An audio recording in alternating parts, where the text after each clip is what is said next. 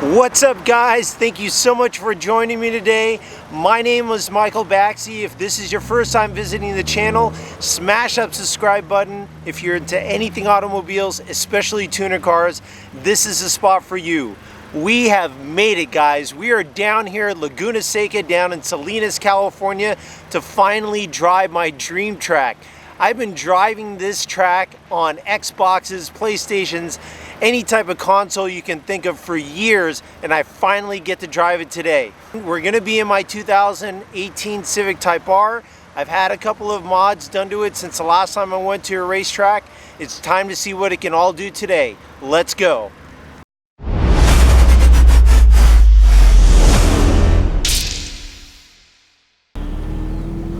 I can't believe we're here, guys. We're finally in Laguna Seca. There's a famous Cooper Tires bridge going right over the racetrack. Let's go find our guys. We're meeting them down at the paddock over here. A couple of the same guys from last time, Civic Type R crew. All right, so I'm a little bit early. Only got one other guy that showed up so far in our crew. There's definitely some prep work I need to do, but I just wanted to do a quick walk around. Laguna Seca is a different beast. Guys, if you've been living under a rock and you have no idea what Laguna Seca Raceway is, it is a race course that people from around the world travel to race on.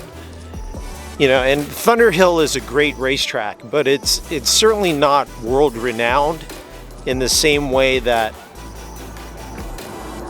Laguna Seca is. Oh man, we're just lucky. Look at this, we caught the crew rolling in right now. Man, rolling 5 deep, 6 deep. Damn, I knew some people were gonna show up, but the crew is here today. Look at these guys. There's Miguel's beast. Now, I gotta tell you, I'm looking out for this guy today. This is Racer X. I am Racer X. You've probably seen a couple of his videos. He's on Instagram too. There's a special competition going on between him and a Volkswagen GT today, GTI.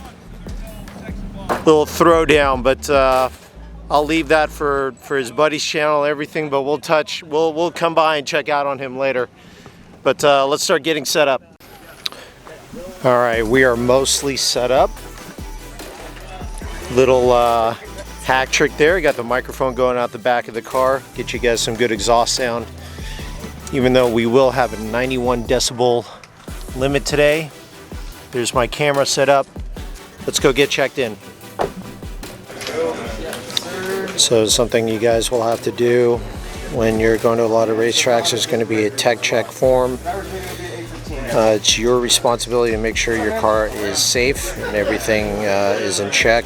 You could be kicked off the track if you don't do this. So just getting signed in here, a couple more minutes and we'll get back to the paddock.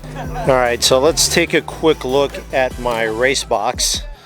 Definitely a little bit better prepared this time around since this is now my second day. Second time going to a racetrack, but you got your painter's tape. Never know when you'll need that. Got a wrench set. Headlight in case you need to do some work in a tight spot and it's dark. Just another light.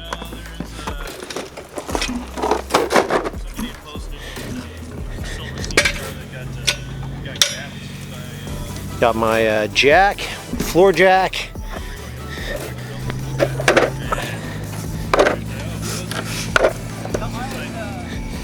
Got the impact socket set,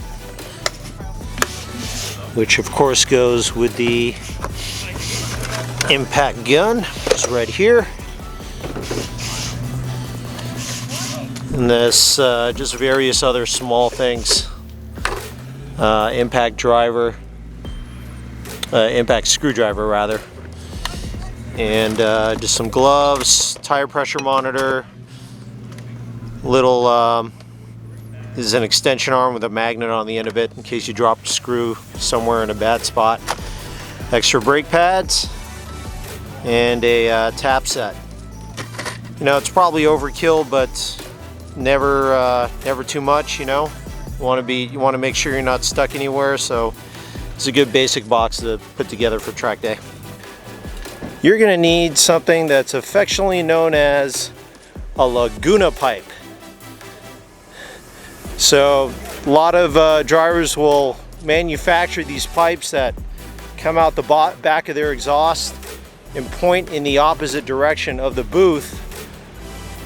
You can see there's a few cars that have it, even the Civic Type R, but that's something I don't have to worry about because I got the Remus exhaust.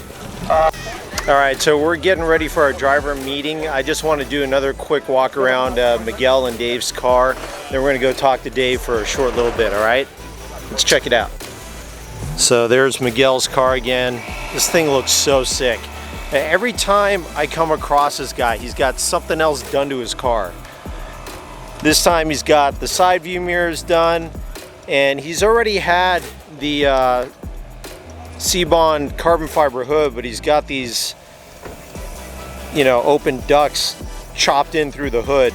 I don't know if I could do that. I don't know if I'm spending the cash on a carbon fiber hood and then chopping it up, although I'm sure that's going to help greatly with cooling. And then over here we got Dave's car. Dave, what's up, guys? How's it going? How's it going? We got Dave Mew's car here. We got a special battle going down. And this is a special guest here. He's going to be driving both cars. Tell us a little about yourself. Zygreen, also known as Fented by my friends. Yeah, so we're going to do a little track battle. The Golf R back there. It's Rob's right there. He's the owner. Yep. His first track day, actually, so it's really exciting. His car's more set up for the street. It's tuned on Pilot Sport 4S tires, stock suspension.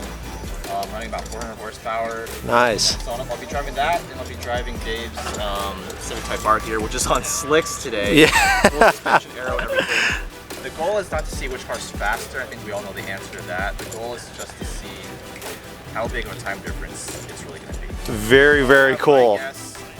I think it's going to be about 5 to 6 seconds. All right, well, we'll see how it goes down. You're a good driver. I've seen your stuff, so let's see how it goes. All right. So as you guys just saw, that was Zygreen. He's got his own YouTube channel. He's a really, really good driver. He's got a few videos that he's done with Dave's car. I Am Racer X is his YouTube and Instagram name for Dave's car.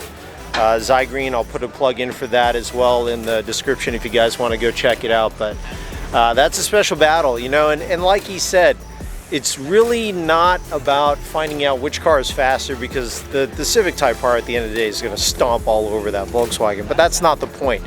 The Volkswagen is putting out a lot of power. You know, it did really well at Thunder Hill when we last saw it, which is a reason for this battle.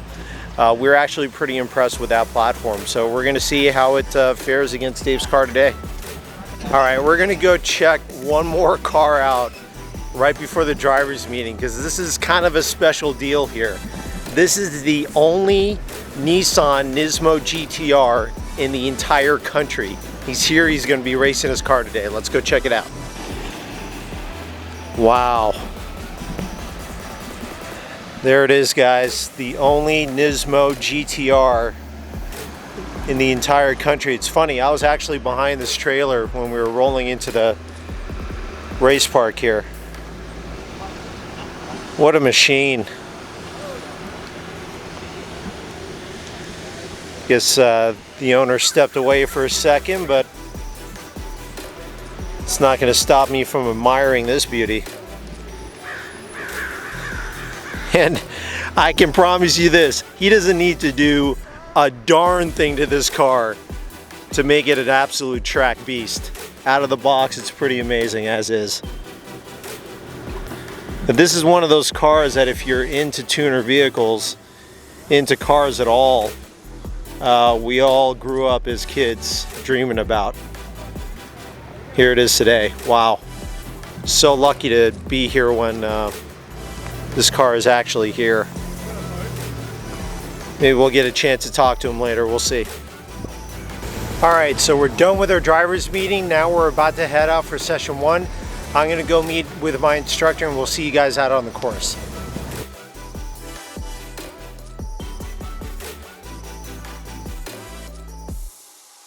All right, session 1 is done.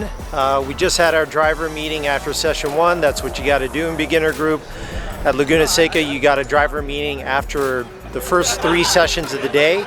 They just want to make sure they're addressing any issues out there, like people not doing point buys, people doing wrong things on the track. They just want to make sure everybody's on the same page. So you don't want to move, you don't want to miss your driver meeting session after the session if you are in one of the lower groups. Otherwise you won't get to go out for your next session or possibly for the rest of the day. So I'm going to go ahead and get some gas in my car and we'll see you guys for the next session.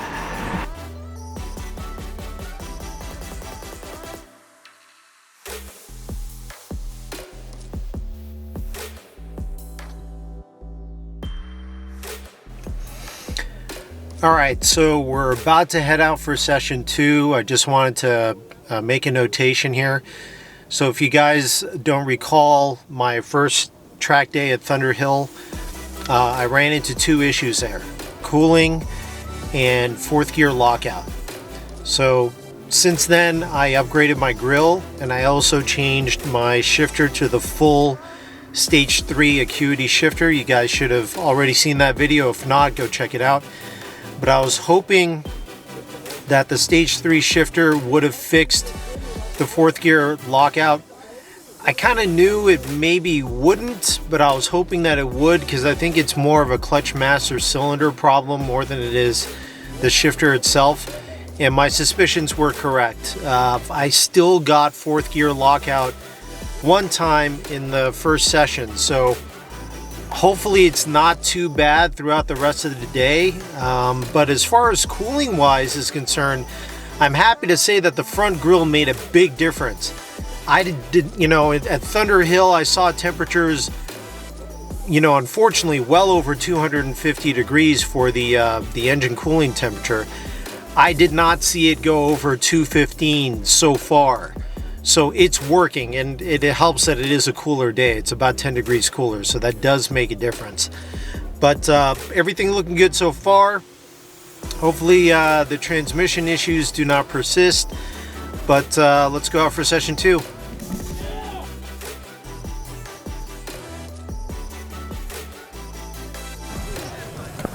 All right, guys. Well, I have some really disappointing news.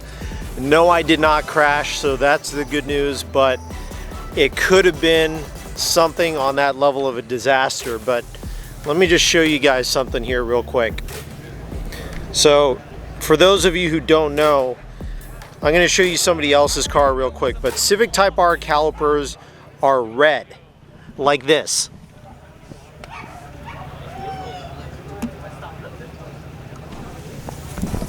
Okay, that's how stock Civic Type R calipers look. Now go ahead and take a look at mine.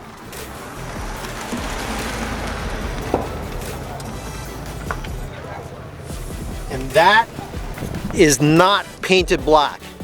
Okay, and just to prove that to you, I'm going to show you the other side, which is not as black, but it's nearly as black.